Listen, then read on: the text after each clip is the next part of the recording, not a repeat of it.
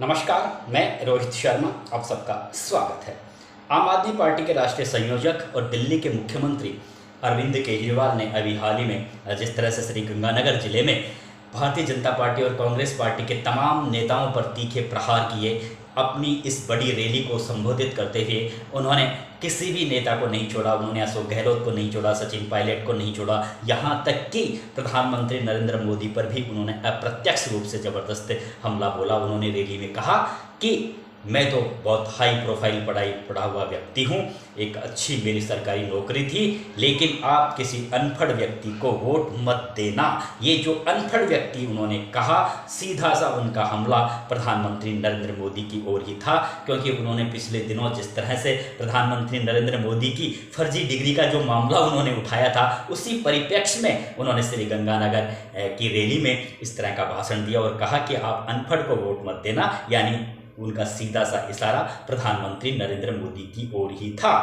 इसके अलावा उन्होंने राजस्थान के मुख्यमंत्री अशोक गहलोत के लिए भी उन्होंने कहा कि उन्होंने एक तरीके से नीच हरकत की, यानी इतने घटिया शब्दों का उन्होंने इस रैली में इस्तेमाल किया। और तो और सचिन पायलट को उन्होंने बेचारा शब्द का उन्होंने उपयोग किया, कहा कि सचिन पायलट बेचारा रो रो कर मर गया। यानी उन्होंने शब्दों की जो सीमा है वे काफ़ी लांघ चुके थे और बराबर हमला बोल रहे थे कांग्रेस के लीडरों पर भी और भाजपा के लीडरों पर भी। लेकिन ये सब चीज़ें आपने देख ली होगी, सुन ली होगी प्रिंट मीडिया में, इलेक्ट्रॉनिक मीडिया में। अरविंद केजरीवाल का ये जो भाषण था, चुनावी साल है राजस्थान के में, चालू साल के अंत में विधानसभा चुनाव होने वाले हैं और एक तरीके से आम आदमी पार्टी ने अरविंद केजरीवाल की इस रैली के माध्यम से चुनावी शंखनाद बजा दिया है। एक तरीके से तैयारियां शुरू कर दी है। हालांकि इससे पहले दिल्ली में भी उन्होंने एक रैली को संबोधित किया था, लेकिन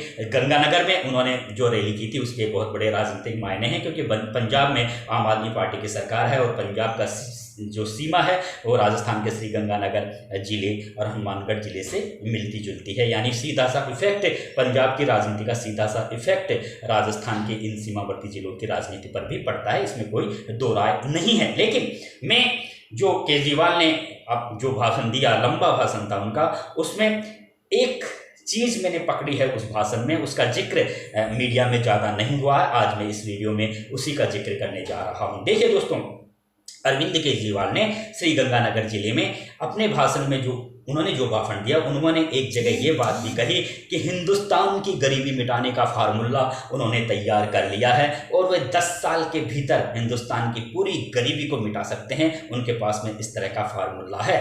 देखिए, ये जो बयान है इसके बहुत बड़े मायने हैं, क्योंकि एक तरफ 24 जून को जो विपक्षी दल के जो नेता हैं उनकी एक बहुत बड़ी मीटिंग हो रही है प्रधानमंत्री नरेंद्र मोदी की घेराबंदी करने के लिए, प्रधानमंत्री नरेंद्र मोदी की लोकप्रियता का तोड़ ढूंढने के लिए। इस समय तमाम नीतीश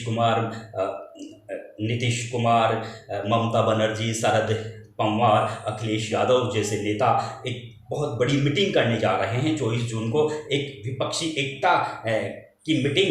अब ये कितनी कामयाब होगी ये तो आने वाला समय बताएगा, और कौन कौन से दल इस मीटिंग में शामिल होंगे ये भी उसी दिन पता चलेगा। लेकिन इससे ठीक पहले जिस तरह से अरविंद केजरीवाल ने कहा कि हिंदुस्तान की गरीबी मिटाने का फार्मूला उन्होंने तैयार कर लिया है, तो उन्होंने अपने इस भाषण के इस वाक्य के माध्यम से विपक्षी दल के नेताओं को भी यह संदेश देने की कोशिश की है कि अगर आप मुझे विपक्षी दल के नेता के रूप में स्वीकार करोगे तो मैं हिंदुस्तान की काया पलट दूंगा और हिंदुस्तान की गरीबी को 10 साल के अंदर मिटाने का मादा रखता हूं। यानी अपने इस भाषण के माध्यम से उन्होंने ठोस तरह से विपक्ष में अपने पीएम पद की दावेदारी ठोक दी है। अब ये 24 जून को विपक्ष के नेताओं की जो मीटिंग होगी उसमें अरविंद केजरीवाल शामिल होंगे या नहीं होंगे ये तो उस दिन पता चलेगा। लेकिन उन्होंने अपने इस भाषण में जिस तरह का संदेश विपक्षी दल के नेताओं को देने का प्रयास किया है वो काफ़ी राजनीतिक एक बहुत बड़ा मायना रखता है। देखिए, राजस्थान में उन्होंने 200 विधानसभा सीटों पर चुनाव लड़ने का एक तरीके से ऐलान किया है आम आदमी पार्टी ने।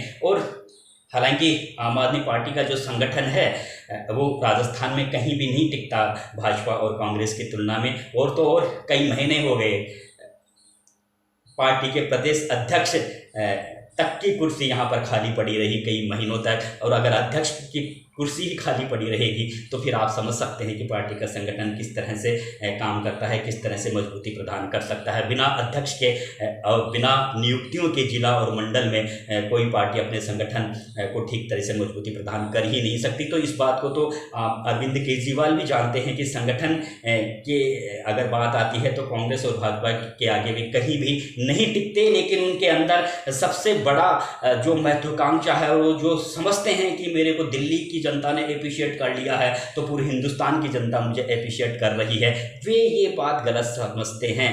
उन्हें इस बात को समझना होगा कि दिल्ली की राजनीति, पंजाब की राजनीति, राजस्थान की राजनीति से अलग है, मध्य प्रदेश की राजनीति से अलग है, हरियाणा की राजनीति से अलग है, पश्चिम बंगाल की राजनीति से अलग है। ये कोई बात नहीं हुई कि अगर दिल्ली की जनता ने आपको स्वीकार कर लिया है तो पूरे हिंदुस्तान की जनता ने आपको स्वीकार कर लिया। वैसे भी आपके जो दल के जो कई बड़े नेता, कुमार विश्वास, कपिल शर्मा जैसे नेता छोड़कर जा चुके हैं, कुछ नेताओं पर भ्रष्टाचार के चार्ज भी लगे हैं। हालांकि ये बात भी अच्छी है कि दिल्ली में आपने केंद्र के सहयोग के बिना भी अच्छी सरकार आपने वहाँ पर संपादित की है। शिक्षा के क्षेत्र में, चिकित्सा के क्षेत्र में और कई तरह की मुफ्त योजनाएं आपने दिल्ली वासियों को दी है, जिसकी वजह से आपकी सरकार की वहाँ पर तारीफ भी होती है और आप जहाँ जाते हो वहाँ दिल्ली का मॉडल लागू करने की बात कहते हो, चाहे आप एमपी में जाते हो या राजस्थान में जाते हो या जहाँ भी आप चुनाव प्रचार के लिए जाएंगे, आप दिल्ली मॉडल की बात जरूर करोगे। लेकिन देखिए, अलग अलग स्टेटों की जो राजनीतिक स्थितियां होती हैं, परिस्थिति होती है, वह अलग अलग होती है। राजस्थान की हम बात कर लेते हैं। राजस्थान में आज़ादी के बाद में कांग्रेस और भाजपा, इन दोनों ही दलों ने यहाँ पर सरकारें बनाई है।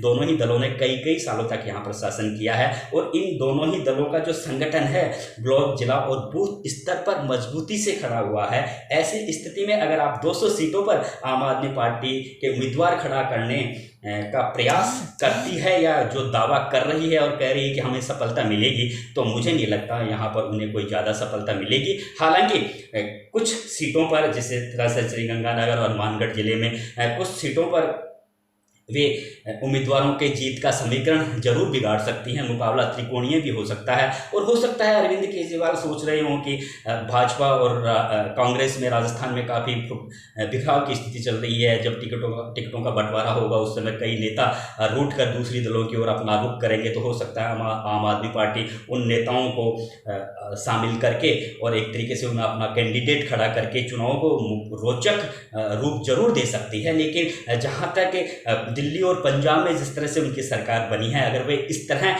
का चमत्कारी प्रदर्शन करने का सपना मन में सोच रहे हैं तो वे गलत सोच रहे हैं। मेरा ये जो वीडियो बनाने का मतलब ये था, मेरा जो वाक्य, मैंने जो सेंटेंस मैंने उस भाषण में अरविंद केजरीवाल का जो मैंने एक तरीके से जिस पर मैंने गौर किया वो यही था कि वे विपक्षी दल के नेताओं को एक तरीके से उन्होंने कह दिया है कि मैं भी पीएम पद का दावेदार हूं, आप मुझे आगे कीजिए। क्योंकि ये बात उन्हें, जब वे राजस्थान में आए थे तो उन्हें राजस्थान के संदर्भ में भी ज़्यादा बातें करनी थी और की भी, लेकिन उन्होंने अपने भाषण के दौरान खुद को एक तरीके से राष्ट्रीय नेता के रूप में भी उन्होंने पेश करने का प्रयास किया और कहा कि वे हिंदुस्तान की गरीबी को 10 साल के अंदर मिटा सकते हैं। ये फार्मूला उन्होंने तैयार कर भी लिया है। तो ये जो बात है ये गंभीर बात है, क्योंकि 24 तारीख को विपक्षी दलों के नेताओं की एक मीटिंग हो रही है। हो सकता है इस भाषण पर विपक्षी दल के नेताओं की निगाहें भी हो। अब अरविंद केजरीवाल, जहां तक विपक्षी दल के नेताओं की हम बात करें तो शरद पवार भी एक तरीके से, हालांकि उन्होंने पीएम पद की वे दावेदारी नहीं कर रहे और वे करेंगे भी नहीं ज़्यादा मजबूती से वे खुद, क्योंकि उनका स्वास्थ्य, एक तो उम्र ज़्यादा है, उनका स्वास्थ्य भी काफ़ी खराब रहता है। लेकिन ममता बनर्जी, नीतीश कुमार और राहुल गांधी कांग्रेस मानने वाली नहीं है, क्योंकि राहुल गांधी ने जो भारत जोड़ो यात्रा निकाली उसके बाद में उनकी पर्सनैलिटी में काफ़ी इजाफा हुआ है। कांग्रेस पार्टी काफ़ी उत्साहित है। उसके बाद में जिस तरह से हिमाचल प्रदेश में कांग्रेस पार्टी ने सफलता हासिल की तो वो उनके हौसले काफ़ी बुलंद है। इसलिए राहुल गांधी को एक भावी पीएम के रूप में कांग्रेस पार्टी प्रस्तुत भी करने लग गई है। तो राहुल गांधी, ममता बनर्जी और नीतीश कुमार और फिर अब जिस तरह से अरविंद केजरीवाल, तो केजरीवाल ने श्रीगंगानगर में ये भाषण देकर ये बताने का प्रयास किया है कि वे भी विपक्ष के नेता के उम्मीदवार हैं और अगर उनकी बात मानी जाएगी तो ही वे एक तरीके से विपक्षी दलों के साथ आ पाएंगे, अन्यथा उनकी राहें अलग अलग जुदा जुदा हैं। और ये है भी अरविंद केजरीवाल, मुझे नहीं लगता कि अरविंद केजरीवाल विपक्षी दल के नेताओं के साथ रहेंगे, क्योंकि जिस तरह से उनकी शर्तें चल रही है। अभी हाल ही में दिल्ली सरकार के एक मंत्री ने कहा था कि अगर कांग्रेस पार्टी राजस्थान में, पंजाब में और दिल्ली में अगर चुनाव लड़ने से इनकार कर देगी तो आम आदमी पार्टी राजस्थान और मध्य प्रदेश में चुनाव नहीं लड़ेगी। ये इस तरह की शर्तें हैं आम आदमी पार्टी की। तो आम आदमी पार्टी के जो नेता हैं और जो अरविंद केजरीवाल है, मुझे नहीं लगता कि वे विपक्षी दल के नेताओं के साथ बैठेंगे या बातचीत करेंगे, क्योंकि वे तो खुद महत्वाकांक्षा उन्होंने पाली हुई है। और जिस तरह से दिल्ली के बाद में पंजाब में सरकार बनी है और जिस तरह से आम आदमी पार्टी को अब राष्ट्रीय दल का भी दर्जा मिल चुका है, उसके बाद में मुझे नहीं लगता कि आम आदमी पार्टी विपक्षी दल के नेताओं की इस मुहिम में शामिल होगी। खैर,